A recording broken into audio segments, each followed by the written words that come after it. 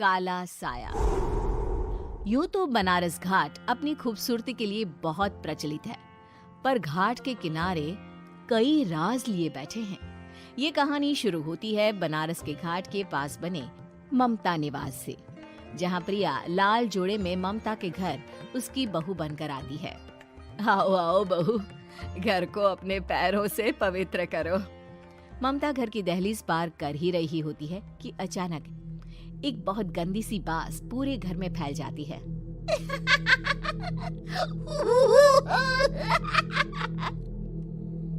ये बदबू और ये आवाजें, ये कौन हंस रहा है माँ? अब ये पड़ोसी ना हमारे थोड़े अलग से है। कहाँ हम शाकाहारी और ये मांस मच्छी खाने वाले। छोड़, तू ध्यान मत दे और गृह प्रवेश कर। और हाँ बहू, अपनी सास की एक बात हमेशा याद रखना, इन पड़ोसियों से तो कभी बात नहीं करेगी।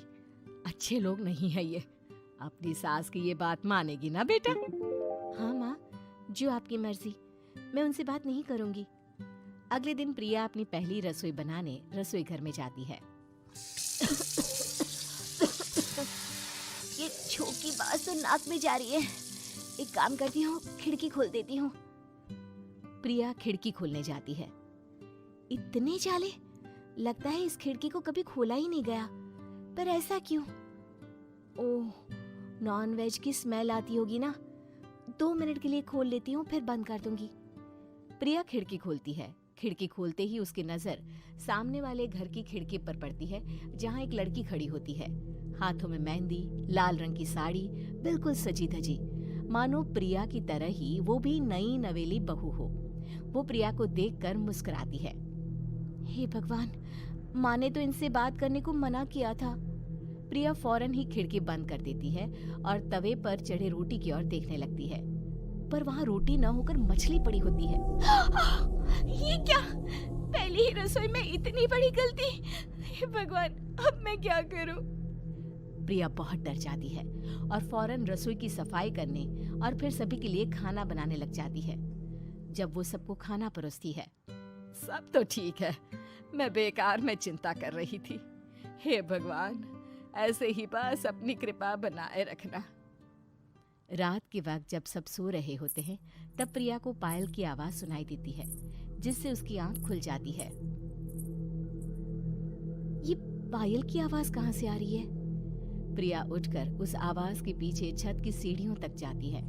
तभी उसे बच्चे के रोने की आवाज आती है। प्रिया छत पर जाती है तो क्या देखती है? वही लाल साड़ी वाली लड़की अपनी गोद में एक नवजात बच्चे को घुमा घुमा कर सुला रही है। तभी प्रिया की नजर उसके पेट पर पड़ती है। ओह गॉड, ये तो प्रेग्नेंट भी है। सुनिए, बच्चा सो नहीं रहा है क्या? मैं कुछ मदद करूं? नहीं नहीं, आपके घर वालों को अच्छा नहीं लगेगा, मैं संभाल लूंगी। स्नेहा की गोद से बच्चा हाथ मारकर प्रिया की गोद में आने को छटपटाने लगता है। दोनों घर अगल बगल में बने होने के कारण प्रिया उस बच्चे को गोद में ले लेती है। प्रिया के पास आते ही वो सो जाता है। बच्चे का वो स्पर्श रात भर प्रिया भूल नहीं पाती और अगली सुबह वो छत पर कपड़े सुखा रही होती है। तभी उसे एक औरत इशारा करके बुलाती है। स्नेहा कह रही थी बाबू तुम्हारी गोद में आते ही सो गया। मैं गौरी, स्नेहा की माँ हूँ। बहू, घर आना, बाबू को खिला भी लेना। शाम को जब घर पर कोई नहीं रहता, बच्चे से मिलने के लिए प्रिया छिपकर अपनी पड़ोसन के घर चली जाती है और कुछ देर बच्चे को खिलाकर वापस लौट आती है। इसके कुछ दिन बाद ही प्रिया को पता चलता है कि वो माँ बनने वाली है। ममता की खुशी का ठिकाना नहीं रहता।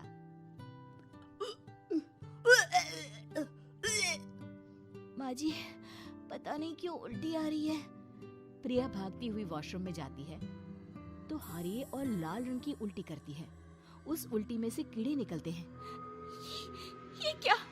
खून और ये कीड़े! माँ! माँ! प्रिया की आवाज सुनकर ममता दौड़ कर आती है, पर बेसिन में कुछ नहीं होता। प्रिया हक्की बक्की रह जाती है। ये सब क्या हो रहा है? प्रिया घबरा जाती है और अपने कमरे में जाकर सो जाती है।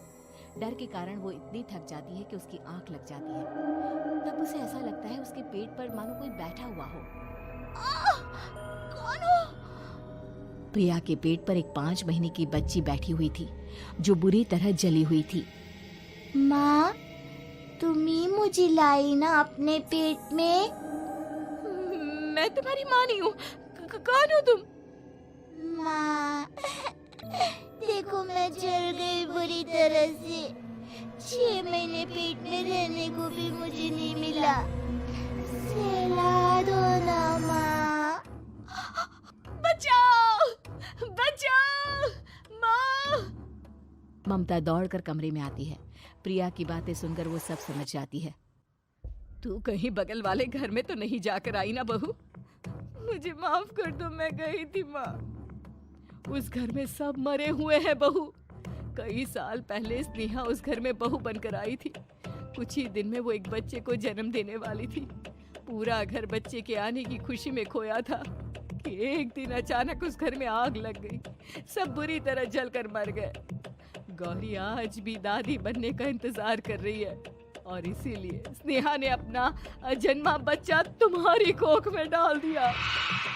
ममता ये कह रही होती है कि पीछे से उसके पैरों को एक बच्चा पकड़ लेता है। दादी, दादी। माँ, स्नेहा की गोद में यही बच्चा था। ये बच्चा कौन है फिर? तेरी मौत है। तेरी भी दादी। जिस चीज का ममता को डर था वही हो गया। ममता निवास के ऊपर मौत ने चादर बिछा दी थी। प्रिया का पेट ऐसे बढ़ जाता है मानो 9 महीने का हो। 2 हाथ उसके पेट से बाहर निकलते हैं।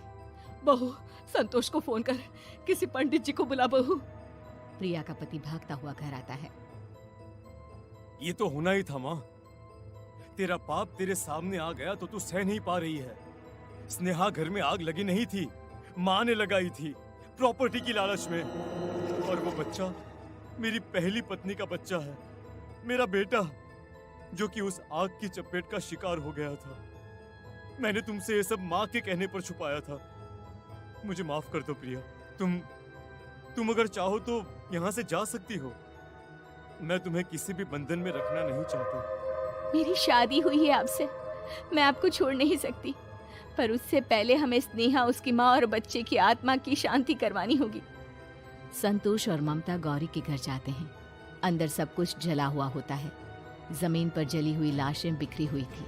ममता रो रो कर अपनी करने की माफी गौरी से मांगती है। प्रिया स्नेहा के घर वालों का अंतिम संस्कार करवा देती है और ममता निवास फिर से आत्माओं के साए से मुक्त हो जाता है। भिडियोटी भल लगी चैनल टी सब्सक्राइब करनेबे एवं bell notification T on करदेबे, Jahari फल एभली मजादार वीडियो आपनको नोटिफिकेशन माध्यम मिल पारियो।